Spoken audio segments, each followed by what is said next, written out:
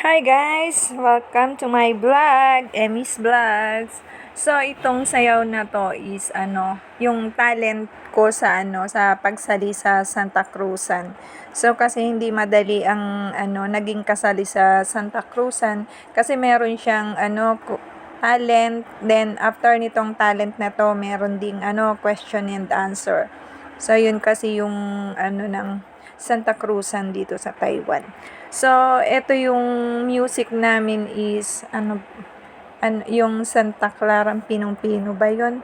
So, kailangan kong i-turn off i-mute yung music. Baka kasi maka-copyright ako ni YT. So, eto na lang, mag-voice over na lang. Pagpasensyahin nyo na. So, matagal naman kasi akong hindi nakapag-upload. Pero, tinanggal na ni YT kasi yung yung ads. Pero, okay lang.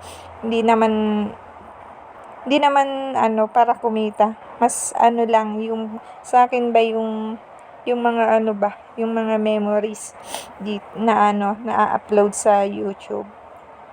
So, thank you guys. Thank you for watching for Emmy's Vlogs.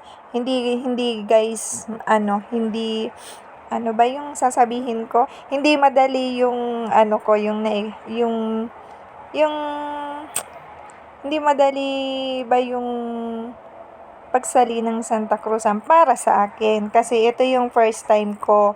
Tapos, meron siyang talent. Then, mas nahagard ako sa question and answer. Pero, at the end naman, kinaya ko naman. So, thank you guys. Thank you for watching.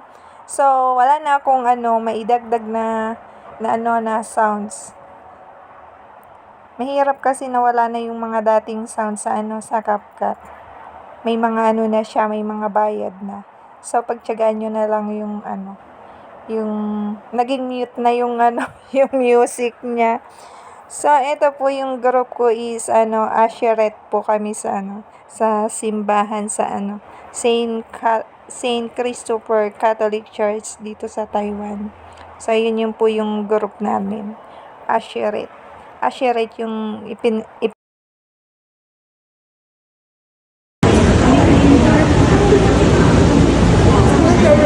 Number 12. Ano ang history ng Santa Cruzan? Oo, yun nga story. What is the history of the Santa Cruz?